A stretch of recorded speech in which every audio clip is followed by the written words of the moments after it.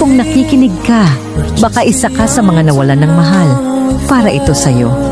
Alam mo, sa buhay, hindi talaga madali ang mawalan ng taong mahal mo, whether iniwan ka nila o kinuha na sila ng panahon. Pero tandaan mo, hindi ibig sabihin na wala na sila. Tapos na rin ang kwento mo. Love doesn't end just because someone left or passed away. Yung pagmamahal na binigay nila at yung memories na iniwan, magiging parte ng lakas mo habang buhay.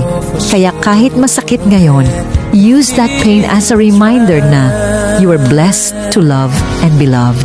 Darating ang panahon, matututo ka ulit ngumiti, not because you forgot them, but because dala mo sila sa puso mo habang humaharap ka sa bagong chapter ng life mo.